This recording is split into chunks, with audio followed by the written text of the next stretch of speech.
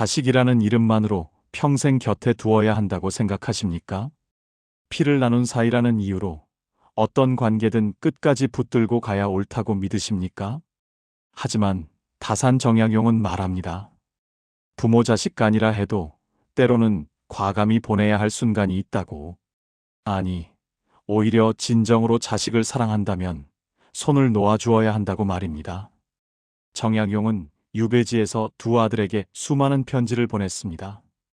그 편지에는 아버지의 애타는 마음과 함께 자식에 대한 냉철한 통찰이 담겨 있었습니다. 자식 문제는 결코 마음처럼 되지 않는다는 부모들의 한탄처럼 정약용 역시 자식 교육으로 근심했습니다. 하지만 그는 깨달았습니다. 부모의 역할이란 자식을 영원히 품 안에 두는 것이 아니라 때로는 홀로 설 수 있도록 밀어내는 것임을 말입니다. 삶의 위로와 지혜가 되는 말씀을 전해드립니다. 구독과 좋아요로 함께 해주세요. 먼저 떠올려 봅시다. 우리는 자식이라는 이름 앞에서 얼마나 많은 것을 참아왔습니까? 마치 부모라면 당연히 모든 것을 견뎌야 한다는 듯 자식의 잘못된 행동 앞에서도 침묵하고 상처받으면서도 웃어 보이려 애써왔습니다. 하지만 레바논의 시인 칼릴 지브라는 이렇게 말했습니다. 그대의 아이들은 그대의 아이들이 아니다. 아이들이란 스스로를 그리워하는 큰 생명의 아들, 딸이니 그들은 당신을 거쳐서 왔을 뿐 그대로부터 온 것이 아니다. 자식은 부모의 소유물이 아닙니다. 그들은 독립된 인격체이며 스스로의 길을 걸어가야 할 존재입니다. 그렇기에 정약용은 부모가 해야 할 일과 하지 말아야 할 일을 명확히 구분했습니다. 정약용은 말했습니다.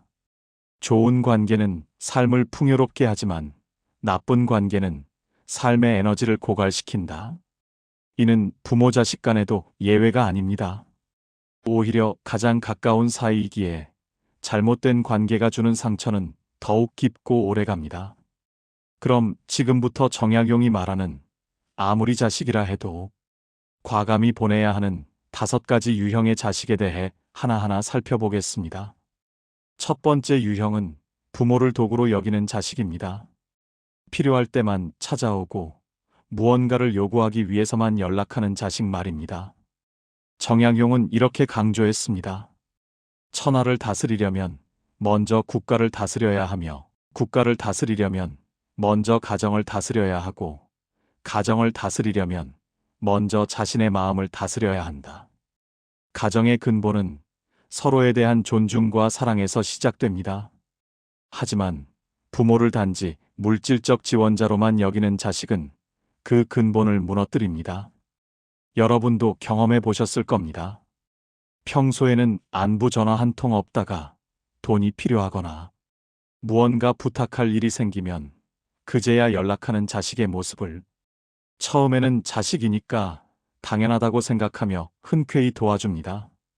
그러나 그것이 반복되면 어느 순간 깨닫게 됩니다. 나는 이 아이에게 부모가 아니라 은행이구나. 그저 필요한 것을 인출해가는 현금 자동 입출금기구나 하고 말입니다. 이런 관계는 부모의 마음을 서서히 메마르게 만듭니다. 자식을 볼 때마다 또 무엇을 요구하려나 하는 두려움이 앞서고 그 순수했던 사랑은 점점 의무감으로 변해갑니다. 이런 자식에게 필요한 것은 부모의 끝없는 희생이 아닙니다. 오히려 단호한 거리두기입니다. 더 이상 당신의 요구를 들어주지 않겠다고 이제는 스스로 해결하라고 분명히 말해야 합니다. 그것이 진정으로 자식을 위하는 길입니다. 부모가 영원히 뒤를 받쳐줄 수 있다는 환상에서 깨어나게 해야 합니다. 칼릴 지브란이 말했듯이 그대의 아이들에게 육신의 집을 줄 수 있으나 영혼까지 가두려고 하지 말라. 물질로 자식의 영혼까지 길들이려 해서는 안 됩니다. 그것은 자식을 약하게 만들 뿐입니다. 두 번째 유형은 부모의 삶을 송두리째 빼앗는 자식입니다. 나이 들어 비로소 여유를 찾고 이제는 자신을 위해 살아볼까 했더니 여전히 자식 문제로 밤잠을 설치게 만드는 자식 말입니다. 정약용은 진정한 부자는 많이 가진 자가 아니라 적게 원하는 자라고 했습니다. 부모의 노년은 이제 적게 원하며 평온하게 살아갈 시기입니다. 하지만 어떤 자식들은 여전히 부모에게 끝없이 요구합니다. 손주를 맡아달라, 집안일을 도와달라, 자신의 문제를 대신 해결해달라고 말입니다. 물론 부모는 자식을 돕고 싶어 합니다. 손주를 보는 것도 기쁩니다. 하지만 그것이 의무가 되고 강요가 되면 이야기는 달라집니다. 부모도 이제는 쉬어야 할 나이입니다. 평생 자식을 위해 살았으니 이제는 자신을 위해 살 권리가 있습니다. 아침에 일어나 따뜻한 차 한 잔을 홀로 음미할 여유, 오래전에 즐겨 듣던 음악을 다시 들어볼 시간, 친구들과 소소한 이야기를 나눌 자유 말입니다. 그런데 자식이 그 모든 것을 빼앗아 간다면 그것은 사랑이 아니라 착취입니다. 이런 자식에게는 분명히 말해야 합니다. 이제는 내가 알아서 해야 할 때다. 엄마 아빠도 우리만의 시간이 필요하다고 말입니다. 처음에는 서운해할 수도 있습니다. 하지만 그것이 자식을 진정으로 독립시키는 길입니다. 부모가 영원히 뒤치다꺼리를 해줄 수 없다는 것을 알게 해야 합니다. 그래야 자식도 스스로의 힘으로 살아가는 법을 배웁니다. 부모의 헌신이 당연한 것이 아니라 감사해야 할 선물임을 깨닫게 됩니다. 세 번째 유형은 가족 간의 화합을 깨뜨리는 자식입니다. 형제자매 사이를 이간질하고 부모와 다른 자녀들 사이에 불화를 일으키는 자식입니다. 정약용은 유배지에서 두 아들에게 형제 간 우애를 강조하는 편지를 여러 차례 보냈습니다. 가정의 평화는 구성원 모두가 서로를 존중하고 아낄 때 비로소 이루어집니다. 하지만 한 사람이 계속해서 분란의 씨앗을 뿌린다면 그 가정은 결코 평온할 수 없습니다. 혹시 이런 경험이 있지 않으십니까? 가족 모임에서 누군가 한 사람만 빠지면 분위기가 한결 부드러워지는 경험 말입니다. 그 한 사람이 있을 때는 늘 긴장하게 되고 말 한마디도 조심스럽게 됩니다. 그 사람이 언제 어떤 말로 분위기를 흐릴지 모르기 때문입니다. 이런 자식은 자신도 모르게 혹은 의도적으로 가족의 평화를 해칩니다. 부모는 그 사이에서 중재하느라 마음고생이 이만저만이 아닙니다. 정약용은 백성은 가난보다 불공정에 분노한다고 했습니다. 가정도 마찬가지입니다. 한 자식만 편애하거나 한 자식의 잘못된 행동을 계속 감싸주면 다른 자식들은 불공정함에 상처받습니다. 그리고 그 상처는 가족 간의 골을 깊게 만듭니다. 이런 상황에서 부모가 해야 할 일은 명확합니다. 잘못된 행동을 하는 자식에게 단호하게 선을 그어야 합니다. 더 이상 내 행동을 용납하지 않겠다고, 가족의 평화를 깨뜨린다면 거리를 두겠다고 말해야 합니다. 그것이 다른 가족 구성원들을 위하는 길이고 결국 그 자식 자신을 위하는 길이기도 합니다. 네 번째 유형은 배움을 거부하는 자식입니다. 여기서 배움이란 단순히 학교 공부만을 말하는 것이 아닙니다. 인생의 지혜를 배우려 하지 않고 자신의 잘못을 인정하지 않으며 성장하려는 의지가 전혀 없는 자식을 말합니다. 정약용은 유배지에서 가장 강조한 것이 독서였습니다. 집안에 독서하는 이가 끊이지 않게 할 것을 당부했습니다. 독서는 단순한 지식 습득이 아니라 자기 성찰과 성장의 도구입니다. 하지만 어떤 자식들은 배우기를 거부합니다. 똑같은 실수를 반복하면서도 자신의 문제를 인정하지 않습니다. 부모가 아무리 조언하고 충고해도 한 귀로 듣고 한 귀로 흘립니다. 심지어는 부모의 충고를 잔소리로 치부하고 짜증을 냅니다. 이런 자식을 보며 부모는 답답함을 느낍니다. 왜 같은 실수를 계속 반복하는지, 왜 조금도 나아지려 하지 않는지 이해할 수 없습니다.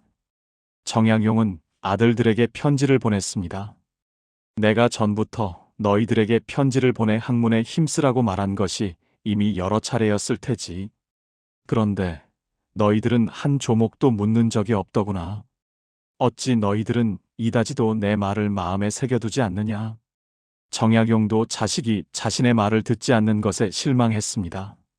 하지만 그는 끝까지 희망의 끈을 놓지 않았습니다. 그렇다면 우리는 어떻게 해야 할까요? 답은 간단합니다. 더 이상 가르치려 하지 마십시오. 배우려 하지 않는 사람에게 아무리 가르쳐봐야 소용없습니다. 대신 그들이 스스로 깨달을 때까지 기다리십시오. 그리고 그 과정에서 부모는 한 발짝 물러나야 합니다. 자식이 실패하도록 내버려 두십시오. 실패의 경험이 때로는 100마디 충고보다 더 큰 스승이 됩니다. 부모가 항상 앞에서 길을 닦아주면 자식은 결코 스스로 걷는 법을 배우지 못합니다. 넘어져 보고 아파보고 그 속에서 일어서는 법을 배워야 진정한 성장이 일어납니다. 5번째 유형은 부모의 희생을 당연하게 여기는 자식입니다. 부모가 평생 자신을 위해 무엇을 해주었는지 돌아보지 않고 모든 것을 마치 자신의 권리인 양 누리는 자식입니다. 정약용은 검소함과 감사의 중요성을 강조했습니다. 그는 아들들에게 여러 날 밥을 끓이지 못하는 집이 있을 텐데 너희는 쌀이라도 퍼다가 굶주림을 면하게 해주고 있는지 모르겠구나라며 나눔의 정신을 가르쳤습니다. 남을 배려하고 자신이 받은 것에 감사할 줄 알아야 한다고 말했습니다. 하지만 어떤 자식들은 부모의 희생을 당연하게 여깁니다. 부모가 자신을 위해 얼마나 많은 것을 포기했는지, 얼마나 힘들게 일했는지 생각해 보지 않습니다. 그저 부모는 원래 그래야 하는 존재라고 생각합니다. 이런 자식들은 감사의 말 한마디 없이 부모의 도움을 받아들입니다. 그리고 조금이라도 자신의 기대에 못 미치면 불평하고 원망합니다. 칼릴 지브라는 말했습니다. 그대는 아이들에게 사랑을 줄 수는 있으나 그대의 생각까지 주려고 하지 말라. 아이들에게는 자기만의 사고가 있으므로 부모의 사랑은 무조건적이어야 하지만 그렇다고 자식의 모든 행동을 용인해야 하는 것은 아닙니다. 감사할 줄 모르는 자식에게는 더 이상 주지 마십시오. 부모의 희생이 얼마나 소중한 것인지 깨닫게 해야 합니다. 때로는 굶주림을 경험해봐야 음식의 소중함을 알듯이 부모의 도움 없이 살아봐야 부모의 가치를 깨닫습니다. 이 5가지 유형을 살펴보며 여러분은 어떤 생각이 드셨습니까? 혹시 내 자식이 이 중 하나에 해당하지는 않는지, 그리고 나는 지금까지 어떤 부모였는지 돌아보게 되셨을 겁니다. 여기서 중요한 것은 자식을 미워하거나 버리라는 것이 아닙니다. 정약용이 전하고자 한 메시지는 진정한 사랑이란 때로는 거리를 두는 것이라는 점입니다. 부모가 평생 자식의 뒤를 받쳐주면 자식은 결코 스스로 설 수 없습니다.